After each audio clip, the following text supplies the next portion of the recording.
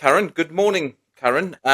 It's morning where I am, talking to you from Ho Chi Minh City in Vietnam. Perhaps you could begin at the very beginning by telling us where in the world are you? Hi, Tony. So I am in Laguna Hills, California. Okay, Yeah. and who are you? Who are you to the QABA exactly? So I serve as the executive director of the QABA board. Okay, fantastic. So, welcome, Karen. And, we've got basically about an hour together to explore a bit about who you are, what you do. And I think through you, obviously, gain some insights into the QABA and where the QABA kind of sits in the world of ABA now. And those are the sorts of things that I'm interested in sort of knowing a little bit about. As ever, it's nice to be able to speak to people from the point of view of somebody who's not based in North America and who's operating internationally. And, I've been in Vietnam for 20 years now. I've been in Asia for longer than that, and basically most of my working life. And, the QABA, certainly for myself and many others, is a lifeline these days to being able to be certified and function with a degree of what's the word, credibility. And I think the QABA is, as far as I'm aware, the only real provider that does that. And so I'd kind of like to talk a little bit about that and understand a little bit about how that works in for professionals like myself. I guess I was thinking that a good way of approaching this, you've sent me a short bio, and rather than just reading it sort of verbatim, I thought what we might do is go through it line by line and discuss each sentence, because as I was reading it, I think it gives us a good sort of platform for talking. So if you don't mind, I'll start with the first sentence. And the first sentence reads, I am a qualified behavior analyst, QBA, and board certified behavior analyst, BCBA, with nearly a decade of experience in the field of applied behavior analysis. Okay, great. So tell us a little bit about that. How did you get into ABA? So I actually got into the field from my cousin. I was working in a restaurant when I was in my undergrad. I had graduated. I wasn't quite sure what I wanted to do with my degree in psychology. And she told me she thought I would be really great. And I applied, and the rest is history. So I just fell in love with the field, with working with kids, working with families, seeing them make progress. It was just something that was like, this is what I meant to do. So So I'm it's assuming great. you've worked at every level. You've been a therapist. You've been a supervisor. Is that right? Yes, I was a therapist and working in homes with children and in schools and centers for probably about 3 years until I transitioned to this mid-tier supervisor role. I had my QAFPS and then got my BCBA and my QBA. So I'm interested as a first question of you as a US based provider. You're in the state, obviously working in the state of California. Um, what what was your interest in becoming QABA certified and not just sort of BCBA and BCABA certified? What sort of drew you to that? So I love that the QBA focuses a portion of its task list on autism. I find that to be really valuable, especially in the field working with children with autism, to be informed about their sensory differences, about the laws that surround their education and certain things that have been put in place. I found that to be just amazing, as well as the requirements for trauma-informed care and comorbidities. I love that they required that because it's so important to know the individual as a whole and all the challenges they face, and to come at it from a very compassionate perspective. So all of those I felt were just beneficial to me as a practitioner, as well as if I wanted the option to go practice internationally, that was really the option. Also that's really a great option to have, if I wanted to do that. Okay. So this is over the last 10 years. Can I ask how exactly did you come across the QABA in your process? Is it something? Yeah. Where do you stumble across this? It was from the organization I worked with. So they actually showed me the QABA board, and that was my mid-tier certification. I feel like it's such a great route in California. It really anywhere, in my opinion, but there's a lot of providers that accept the QASPS in California. And so it was a great stepping stone for me. I learned so much in that role. It helped me get hands-on experience before taking my BCBA exam and my QBA exam. It allowed me to operate in the capacity of a supervisor and, get that experience working on reports and have that guidance. And so I I felt like it was really beneficial to my career in general before I stepped into the role as a BCBA, because I was able to have 2+ years of experience acting in the role of a supervisor, but with that BCBA supervision. Okay, okay. And I've been speaking to so far multiple people from North America who are basically on the board of the QABA or who are QBA certified, and it's obvious that certainly within the United States, everybody who's QBA certified or QABA certified is also BACB certified. And I mean, there's obvious. I'm going to take a guess that this has a lot to do with licensing. And maybe if you could help somebody like me who doesn't live in North America explain just a little bit about that, and why there is sort of still a necessity, I guess, to have these two things side by side. So in California, they actually don't require licensure. However, in a lot of states in the United States, they do require that. And it really comes down to consumer safety and protection.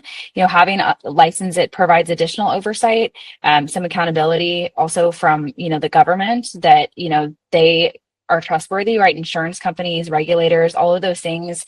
It shows that this person is competent. They're able to pass this competencies assessment. And just in general, that they are going to provide that supervision in a way that matters. And especially because we work with very vulnerable populations, working with children with autism, they are an extremely vulnerable population. And so it gains that trust, right? That someone who's going in there and providing the service actually knows what they're doing, because it can be quite harmful if someone goes in and doesn't know what they're doing, and represents themselves as being a certain way. It could really cause abuse, neglect, unsafe, or unproven intervention. So this really helps really protect the clients that we're working with and their families. Okay, so the licensing, I guess, almost supersedes the qualification, and the licensing happens because you have a certain qualification that allows you to then apply for the license across different states. Is that my understanding is correct? Yes, and right now QABA is, working hard to get the QBA to be in the same, division. In my opinion, it is, as far as our standards and what we expect of our practitioners being ANSI certified. However, it's not quite recognized in all the states yet. So that is an ongoing effort on QABA's end. And I think it's great because, in my opinion, the standards are very similar. They are competencies that we test on really have been, vetted, and a lot of people have come in. We have subject matter experts from all over the United States that have worked on this task list. So I think it's great. It's just not as widely recognized at this moment in the United States as the BACB is. Right, but it's in the process of becoming as recognized. I mean, that's the ambition here. Is it that it is, somebody could have either or in terms of the qualifications. Yeah, absolutely. Yes. And then of course for somebody like myself who's international, we only have the QABA. And when I say we only have the QABA, that means the QABA is the only international organization that is ANSI certified. Is that a correct statement? Okay, I've got that piece right. That we know of. I mean, unless there's something in the background we're not aware of. I know that there are some certifications floating around in different countries and contexts and jurisdictions that exist, but that are not ANSI certified. So my next question is, what does that mean? What is special or important about ANSI certification? So ANSI is really considered the gold standard for certification bodies. And so, ANAB is a subdivision of that, and they accredit organizations such as QABA.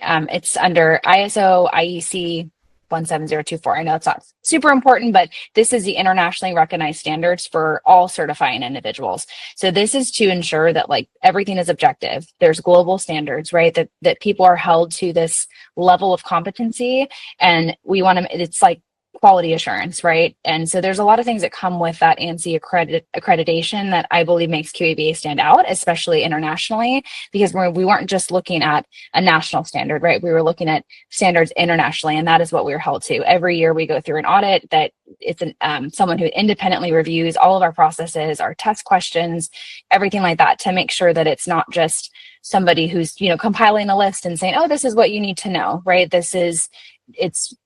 There's a lot that goes into this, especially with the task analysis and things like that go into it. And it's really, to me, it shows that ensures fairness, validity, competency, and just having a set of standards is so important when it comes to ABA and implementing these practices. Just, I know every country is different and there's, different things that people value, or all of that needs to be taken into account. But having a set of standards of how ABA is applied is so important. And so QABA adheres to those standards, and having that ANSI accreditation. So the ANSI accreditation, this is US based. Is that correct? So it is an international accreditation. It's So an the international. ISO, that is the international standard. So we are accredited with that IEC, and that is that international organization. So it is national and international for the Okay, so United States and it beyond. is international. And does it provide oversight for all industries, or is it just human services industries? Do you are you All industries that require some sort of like credential to practice. Yes. So it could be anything. And then that's the what they do. They make sure that those standards are adhered to across the Yeah. board internationally with any What is it? profession. I mean, now your second sentence of your bio. Then, so currently I serve as the executive director of the QABA Credentialing Board, where I lead efforts to advance the field through rigorous standards and global outreach. This is what we're talking about right now. And so, you're. I think you mentioned to me in a previous conversation that you've just completed another cycle of recertification with them, or credentialing. What is it that's just happened that you're working on? So what we just finished was our surveillance. And so every 5 years we have to go through reaccreditation, but every year we are required to submit. It's quite a lengthy process, but a lot of information about our exams to make sure our test questions are, they're analyzed by a psychometrician, and we have to submit those reports, our policies, everything along those lines we have to submit. And then they come and they do like an audit externally to make sure that we are adhering to every single standard in that international standard that we are fall under with that ISO. Wow, wow. So that's quite a rigorous process. So you have somebody coming in, and then every 5 years you've got to do an even more in-depth version of that. Yes. Okay. Yes. And so that is what ensures that your certifications basically are meeting meeting a global standard that is unwavering. So it doesn't drift over time. Every year you've got people coming in who are externally auditing everything that you're doing. And are you expecting them to give you correction and feedback? I mean, I'm familiar with these sorts of processes. I do a lot of work, for example, with international schools, and they have similar bodies that come in, and you get a list of recommendations at the end, which they want to see that you're implementing next time they come back round. Is that kind of how it works with ANSI? Yes. If we get a non-compliance, we have a certain amount of time to fix it. And then they come and we have to submit documentation that we know we saw what the non-compliance was and we fixed it. And then they come and they review that to make sure that we did adhere to it. And we have to do it within a certain timeline. Okay, right. So they're pretty big on feedback, and they do correct you, and this isn't just a rubber stamping Yes. exercise. Um, No, they do a full site visit for the whole day where they meet with us and go over absolutely everything that we submitted. And so it is a very in-depth process, and it is not just they're not just reading through our documents and saying, "Oh, you're approved." They meet with us for the entire day, and if anything does happen that is considered a nonconformity, we're given a timeline to rectify it, and we have to show certain proof that we did. okay. So then, coming back at it from the outside world, I guess what this means for the world out there is, let's say you're a provider, I don't know, some country somewhere in the world that people don't often think about in relation to ABA. I mean, I'm in Vietnam, maybe that's it. But if somebody in Vietnam comes forward for services from somebody who is credentialed through the QABA, they kind of have a guarantee that these credentials and these services, if this person is operating according to the principles and the ethical codes, etc., are being held to an international standard that is reviewed and audited every single year and corrected as it needs to be, to ensure that everybody is operating as they should operate. Absolutely. And that the certificates are meeting a certain competency standard before we give them the certificate. And it also just ensures that, they're trustworthy, right? That they're ethical, they're working in evidence-based practice. These certifications are internationally respected, and it really creates, I think, trust for stakeholders, for the families, for people that employ them. It also shows that they really meet those high quality benchmarks when it comes to practicing ABA. Yeah. No. Okay. So that's wow. Tell me a little bit then about the three certification levels. I mean, I'm familiar. I'm a QBA myself, and I have plenty of supervisees at other levels throughout our organization. Um, from in your own words, as obviously the executive director of the QABA, just summarize what these three levels are, and yeah, I'll leave that over to you. Absolutely. So the ABAT is our entry level certification. This is the technician. So high school diploma is required. We do require 15 hours of field work with 1.5 hours supervised. There is a task list, 40 hours of their coursework that they have to meet, and then they have to pass an exam. So that allows them to have like kind of the basic understanding of applied behavior analysis, what's important when you're working with children with autism, and children in general, right? But receiving these ABA services, it's going to teach them the basic principles of ABA, how to implement that, understanding like what autism is and the diagnosis and all of those things. So that's the first level. And those are going to be the ones that are really working hands-on with the children or adults. And the QASPS is our mid-tier level. So that is, you need a bachelor's degree for that. And that requires 180 hours of coursework plus an 8-hour supervision course. So 188 hours total.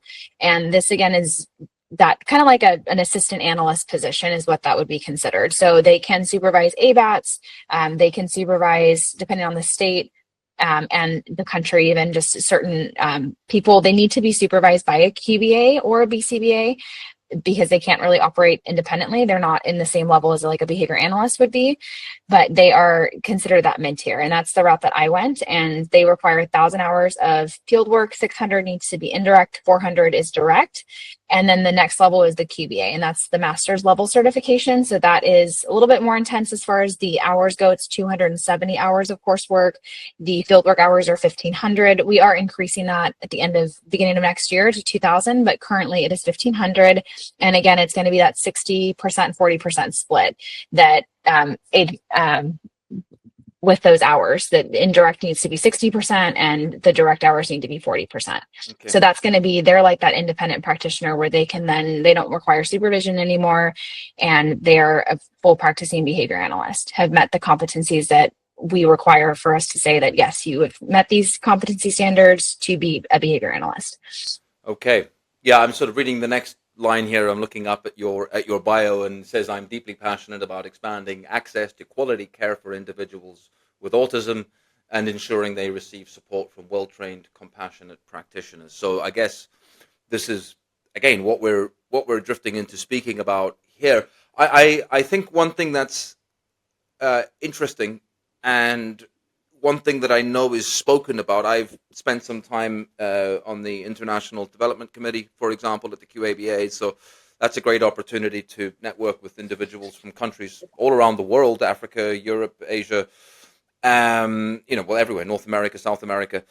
And one of the things that often comes up is this idea of supervision, and there's a lot of discussion around this, there's a lot of argument around this, but I think that's an important thing to emphasize, is that, somebody, for example, who is ABAT certified is practicing under supervision and is not, yes. This does not mean that you are a behavioral therapist now who is qualified to go out and do whatever you like. There are some very strict guidelines about what you must be doing or must not be doing in that role. Can you elaborate a little bit on that?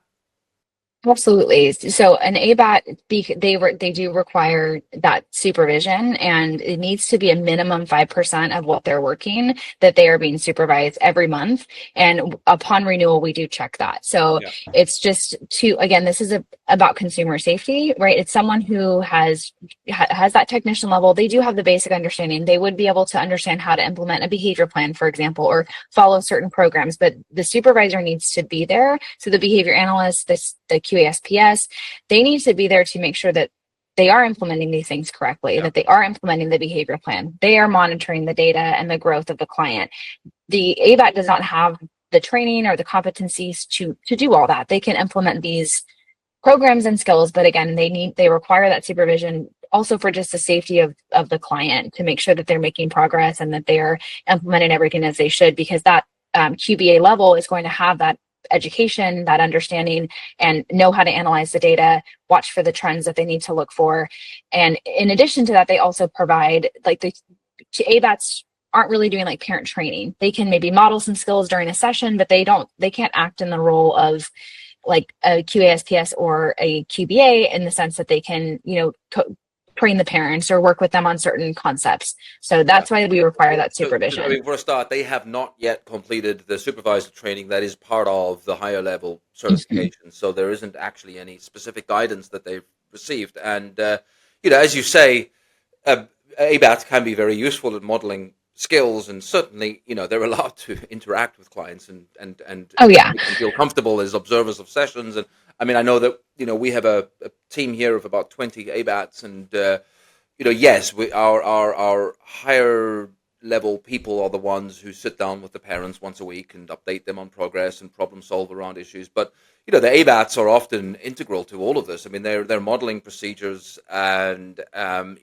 explaining to clients what they're doing if they're asked a question about what they're doing. And but they're not, strictly speaking, trainers. They're just they're the therapists who are being observed, and then the trainers, the QASBS and the QBA people, are the ones who sit down with the parents and discuss what it is that the parents have been observing during that week, and say, right, let's talk about this. And maybe they've been observing their child doing manned training, and they want to understand that better. And that's the opportunity there during those weekly.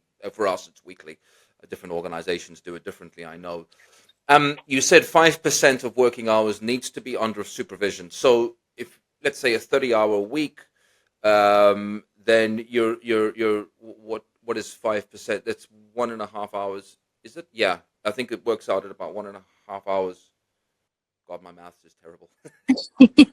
Yes, it is. Yeah, something around there. So what the percentage, and it's on a monthly basis. And On a so that's monthly just to basis. No, ensure, but on average, yes. it's 1.5 hours a week of supervision. So if I'm a parent of a child and I've hired somebody with an ABAT qualification, I would expect that I would expect to see that 1.5 hours a week of time is being supervised by somebody with one of these higher tier qualifications.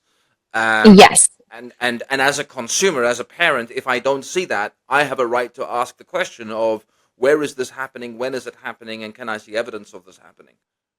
Absolutely. Especially because ABATs, again, they are so integral to the process, right? They're hands on every day with, sometimes every day with the child, and so they are so important. But they aren't also not qualified to do the assessment or to know what skills need to be worked on, right? Or to monitor their progress. And so that's why it's also important that there should be supervision and check-ins with the parents from that, the Mm, QBA or the QASPS, so that they know, like, someone who is qualified is writing this behavior plan and monitoring the data, monitoring the rates of behavior, yeah. updating the treatment plan as they meet goals, right? And so an ABAT just doesn't have that qualification. So, what is the appropriate thing for an ABAT to do? So, I mean, I'm speaking about situations I've been directly involved with, and I know for a fact that many of my colleagues around the world have also had this. We may train somebody, they become certified, they become ABAT certified, and they decide to leave and go and work somewhere else. If that somewhere else that they're working is not supervised by, according to your 5% rule, that means that they should not advertise themselves as having an ABAT qualification. Is that correct? Yes, and they would not be able to renew their certification come time for renewal if they were not able to show that they were supervised 5% of their working hours I see. during that time. Right, right. So they need to demonstrate on paper that they've been receiving that level of supervision, ongoing all the way through the process. So, Yes. so what if somebody is an ABAT and let's say they start, they do it, and then they take leave for a year, or they operate without supervision for a year. They come back into it 6 months before the recertification cycle. They get their supervision. Are they allowed to recertify at that point, or do they need to do something? It depends. So if they were I mean, the thing that's tricky is if they were operating independently and we are not told about it, I mean, the board really wouldn't know. So we always encourage people, if you see that, please please file a complaint so that we can make sure that we look into it, because if we're not told, we're not going to be able to know. However, if they just took time off, we've had people take a leave of absence from work, they're not working, it would only be 5% of the time that they were actually working Right. with clients that would need to be So shown. So if somebody they takes show like, maternity oh, I leave. was, Yeah, somebody takes maternity yes, leave. exactly. They're not going to be penalized. You're more interested No, in knowing about people who are operating, but we're not doing that under supervision. And in particular, yes, if they were operating without the necessary supervision in place and advertising themselves as being a QABA certificate. yes, Yeah, exactly. yeah, yeah. That's a difficult thing to monitor, and I guess you are therefore relying on people like me to identify and report breaches such as that. Is that correct? Yes, exactly. Because again, we just need to think about the safety of the consumer. Yeah. And yes, an ABAT maybe have a lot of experience, have worked in the field for many years, but it does not make them qualified to make those treatment plan decisions, write a behavior plan, do an assessment, any of those things that's really required for effective ABA. The ABAT just does not have that within their scope. Yeah, and this is I guess this is really we keep using this expression protection, consumer protection, and amen to that, and we've all seen examples of, I say we've all, I don't know whether you have, but certainly for myself, and certainly I know many of my colleagues working internationally, um, a common story is somebody buys a book about ABA, they read it, they like it, maybe they've got some background experience in some other field like play therapy or something like that, and suddenly they're an ABA expert and they market themselves as such. And if you're working in a jurisdiction where you're allowed to do stuff like that because there isn't licensing, there isn't national standards, there isn't laws that protect consumers against stuff like this, or rather, yeah, maybe they're just not being followed very well. That can be very damaging and very problematic. Now, sure, the QABA certification is something that might solve that because you're ANSI accredited, you have these standards that need to be followed in order for somebody to call themselves a QABA certificate. So it's more than just reading a book for sure. And that consumer protection is really important because some of the things that you see when you get somebody who thinks that they're a therapist or says, I'm ABAT, therefore I know what I'm doing, I guess the biggest one is probably around the misapplication of the principles of ABA. And that's something we stumble across a lot from people who are not being appropriately supervised through this hierarchy that we keep speaking about. Um, you read about something like reinforcement and, you think it's straightforward because it's often presented in these lovely little straightforward workflows inside the textbooks. There's an antecedent, there's a behavior, there's a consequence, and and then we don't see the behavior we're looking for, so we place behavior on extinction and we don't deliver the reinforcer, and it's as simple as that. But we all know that when it comes to the actual implementation, it's a lot more complicated. There's multiple behaviors, there's multiple reinforcers, there's multiple reasons that behaviors happen, all functioning at exactly the same time, and trying to navigate your way through that is very difficult with certain children and in certain situations. And if you get it wrong, you can actually really cause some harm. I mean, it's not just, we keep throwing this word consumer protection around. I mean, you mentioned earlier how much you valued trauma-informed care. I mean, absolutely. If you don't understand the the mechanics of trauma and how that plays out behaviorally, and how certain procedures that you might implement with a child who isn't demonstrating, a history of trauma versus one that is, and how that might actually make things worse and not better, you can cause a heck of a lot of harm to somebody. Absolutely, especially to families and children that are trusting you. I mean, you think about, we have such a short window of time to really, if you start early, you have such a short window of time to really make that most impact, right? That 2 to 5. And if someone is working with a practitioner who really doesn't know what they're doing and are just kind of doing whatever, I mean, they're impacting their life in the long run. And those families can't get those years back, right? And so Yep. it's causing harm potentially over the span of a lifetime, if you think about it. And that's why it's so important to have that supervision in place to make sure that people who are treating these children are competent and understand ABA, because this is it's not just, oh, it's just my job and I'm going, these are families and lives that we're working with. And what we do is so important. And ABA is so beneficial when it's implemented correctly. Yeah, and I think the real risks are much more nuanced than are often presented.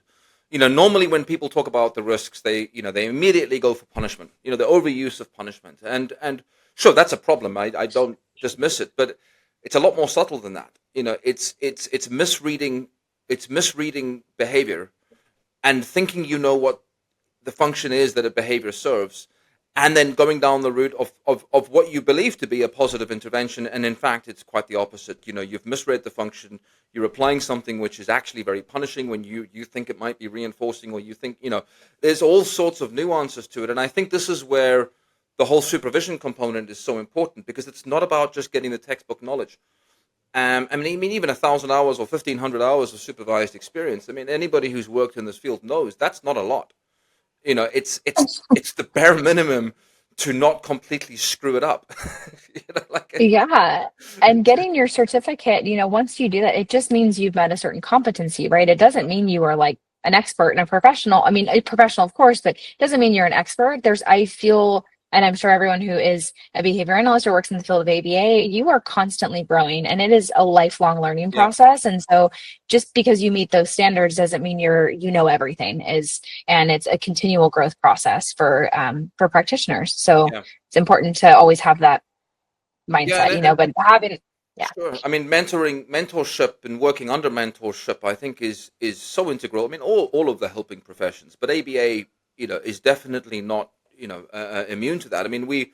We want people to work under mentorship because we want an ABAT to be supervised by somebody who's got several years of experience under their belt, and then that person is also being supervised by somebody who's got many more years of experience under their belt, and that you've got this trickle down of knowledge that's constantly shaping what the therapist, because as you say, it's the ABATs are the ones who are doing the day-to-day work mostly.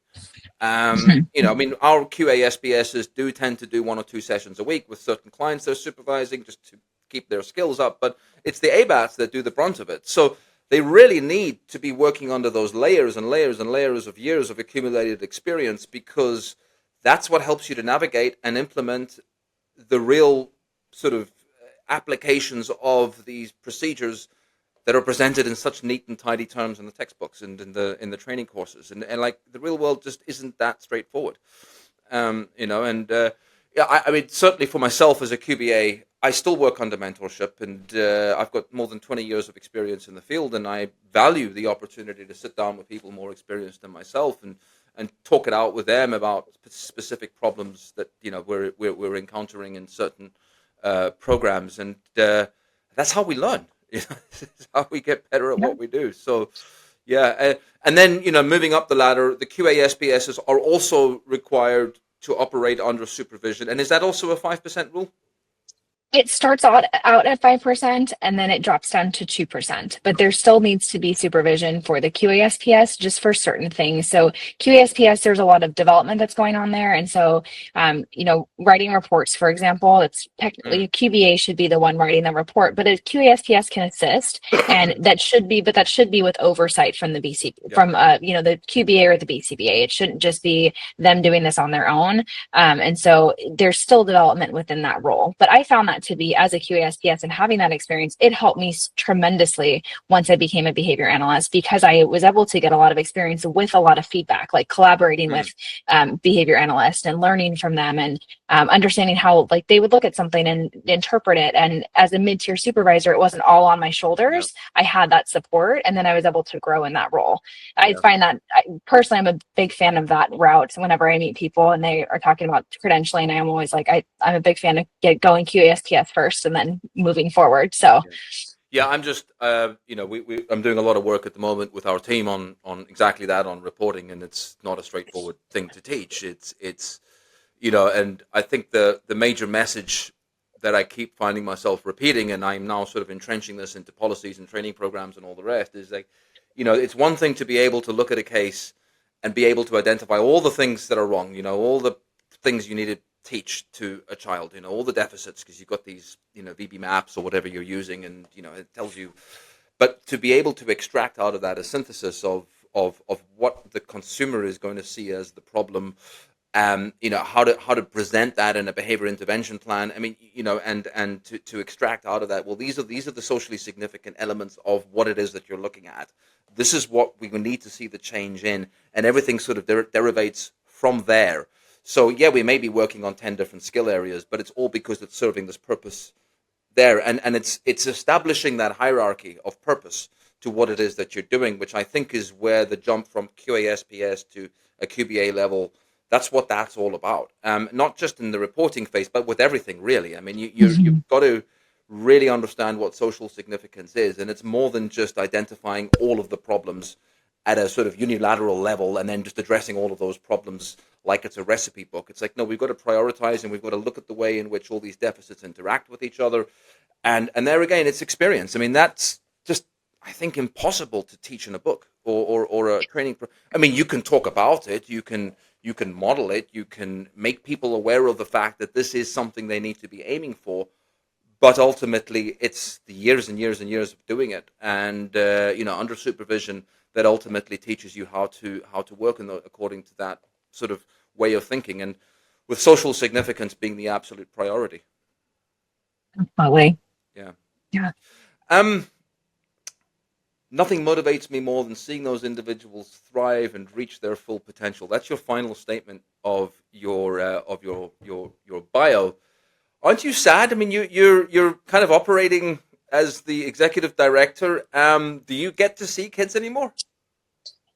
I don't get to see kids anymore, and that was probably the biggest shift that I had to get used to. Thinking about, shifting into this role was working as a behavior analyst in the field with the families, the relationships that I had, the growth that I got to see with the clients that I worked with was amazing, and I love that. That's what I'm even, the really challenging behaviors where we can go from screaming and crying on the floor to asking for a break is just like, I love that. What it does to the family, what it does to the child, when you think about their long-term success of being able to regulate their nervous system and all of those things, it's so amazing. I had to just shift perspectives a little bit, because what I'm advocating for now, although I won't be able to feel it as directly, I know the reach is going to be bigger, because, we're advocating for expanded access to care, not just in the United States, but across the whole world. And if I think about it that way, then even if it's, again, I'm not feeling it as directly, I know that there's still that impact that's being made, because ABA is amazing and it changes kids' lives, it changes families' lives, and it is the most effective treatment for autism. And it's getting qualified practitioners out there to help these families, and knowing that I have a part in that is very rewarding. So Well, that was yeah, the kind of shift I had to make that's great. And I for mean, myself. you've answered my follow-up question, which is, where do you get meaning from your new role if you're not working directly with families? And I guess that's it. What is your sort of system of feedback? How do you keep in touch with the field, and what practitioners are doing, saying, thinking, feeling about the parameters within which they're operating? I mean, who are you talking to? How does that happen? We actually, the QAB has the international committee, and so that's the team that I work with a lot, as far as keeping myself informed internationally with what's going on. Also, just making sure that I'm staying on top of everything in the field of ABA. So my CEUs, making sure that I'm up to date with everything that is going on, shifting and changing always, and then taking into consideration, again, the perspectives of what those individuals internationally, because I know you said you used to serve on the international committee. I find those relationships very valuable, because it gives a different perspective, as far as ABA in the United States is very different than ABA internationally. And so getting to speak about barriers or things that they're experiencing it gives me that perspective. Also, I just went to ABAI at the 51st annual conference, and we made a lot of connections there, and just got to talk with people about the barriers they're experiencing, and how we could help them, and how QABA can, assist with some of these things that they're experiencing. So I think that would be, yeah, Yeah, just making sure that I'm keeping educated on everything in the field. I'm intrigued to know. So, given all of what you've just said, so you're interacting on various fronts, and you've mentioned the international community multiple times in that, and that's great. So, I'm a representative on our end of the international community, I guess, from our little corner of the world.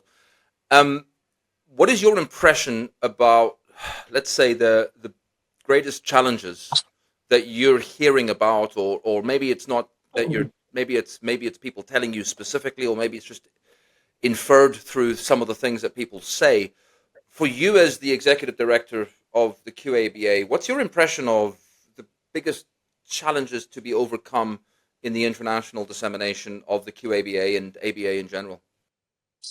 My perspective may be a little limited here, so I will say just from my perspective and what I've spoken to and interacted with, a lot of it comes from coverage, like government agencies providing coverage for families. The funding is huge, and every Mm, country does it differently.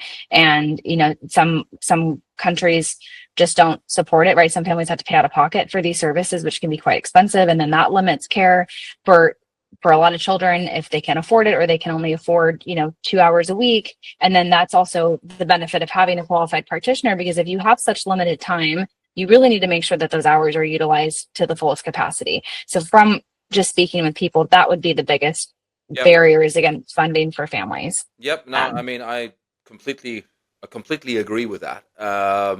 Certainly our experience of work in Asia is, I mean, it's a problem everywhere, isn't it? I mean, it's just that in developed economies, some of them at least, there is some help available to some people, which is better than zero, which is often what you encounter in other jurisdictions. There just is nothing. There's no government support interest, and even if there was, there isn't any money available to do anything. So, um, health insurance lags far behind in most jurisdictions as well. I mean, here in Vietnam, really the only times that we get any coverage is because it's somebody with US based or maybe a some other, I mean, Canada or there's a couple of international bodies as well that if they have the right policy, there may be something in there that covers, autism services. But it's uncommon. I mean, it's definitely a very, very small minority of services. Most of it is out of pocket, which unfortunately means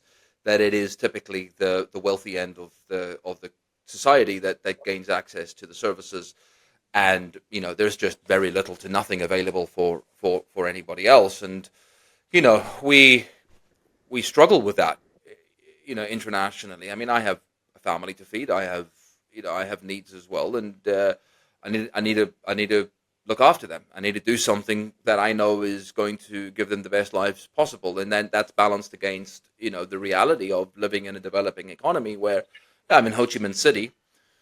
It's a very wealthy city. I mean, it's doing very, very well. I'm sure most people know that it's got one of the fastest growing economies in the world, but there are also plenty people, the vast majority of the country, who certainly are nowhere near being able to access services that they may need, and it's an economic problem. And the question is, who where does our responsibility lie there? And I'm not suggesting there's an answer. It's one of those rhetorical questions that allows us to explore this issue and do what we can and recognize the limitations of what we can do. But ultimately, it's an economic problem, and the more that people can develop their economies, the more that they can gain access to the services. But I think insurance funding is definitely something that could really work, because it's becoming more and more of a thing. Even in a country like Vietnam, medical insurance now compared to 20 years ago when I first came here is very ubiquitous. It's just that it doesn't yet have any models that incorporate things like ABA into the insurance plans, and that's an area possibly that the QABA could look at supporting. Governments are difficult to work with sometimes. But insurance providers, because of the clear focus of what they're doing, it can be perhaps a better route in, to increasing access to care internationally. But it's certainly a challenge. I think the other area that can sometimes present as a challenge, just speaking from somebody on the international side, is integrating together some of the ethics areas that you are required with good reason to have within your programs, and then translating that across to jurisdictions that simply are not familiar with things like ethical codes, and certainly not familiar with things like HIPAA or the Idea Education Act. And it raises questions about, well, how applicable is this stuff? And I mean, do you come across this question as well? Yes, so it is something that we have been asked, right? Like every country has different ethics. Every culture has different ethics, right, that they adhere to. As far as like our testing goes, right, we do incorporate some American terminology, right, like HIPAA and IDEA, and those things do not apply everywhere. And we are an international organization. However, that is a component still of that autism piece that is important. We shift a little bit, and we are working towards that as far as shifting some of the test questions to just really encompass confidentiality, Yeah. because that's within our ethics code in general. And our ethics code, again, even if it's applied internationally, that's why we have it, so that our practitioners can have a certain guideline that they need to adhere to regardless of where they are. And that's, again, just Yeah. um, confidentiality is important. Making sure your client is safe. You're not sharing their information out there with everybody. And I know some people are different, right? I've heard some people who take pictures and post it online, and we have standards that say we don't. We want to protect their privacy as a consumer. Yeah, I mean, I certainly would agree. I don't think that there's anything wrong with having any of this information out there. About the Idea Education Act or about HIPAA or any of this stuff. It's just explaining why this is important, and because I get asked this certainly by the trainees that work under our supervision here at our center, and it's like, well, this is American. Why do I need to know about this? And it's like, well, it's not.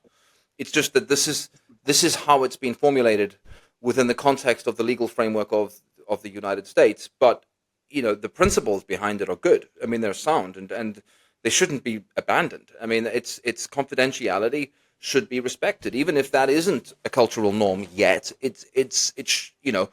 Our argument is that it should be.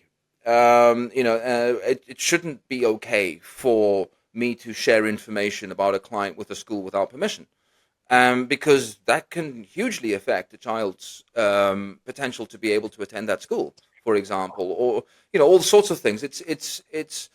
And that's typically the response that we've been trained to give, is like, okay, well, look, maybe we don't call it this, but the idea behind it and the principles behind it are nonetheless every bit as applicable. Doesn't matter where you are in the world. You should look after people. You should be decent to people. You should protect people. They're coming forward. They're vulnerable. They're sharing everything with you, or rather, we would like them to. But if they feel as though there's a risk that whatever they share with you could end up in a place that they don't intend, that can greatly compromise the services and greatly compromise the well-being of the children who we serve at the end of the day. So, yeah, it's maybe just a question of reframing it, or making sure that people understand why this stuff is important. It's not just some law that was passed a few years ago in some other country on the other side of the world. It's just that this is an example of some of the principles that we think are important to operate under as we protect consumers, and that's generally the way that I've always thought about it. But it's a prickly problem, for you know and it was exactly the same when the BACB were doing their international stuff. Same feedback, same problems. Everybody was confused about why we were learning about U.S. laws, and it's like, we're in Southeast Asia. What's that about? Yeah, yeah.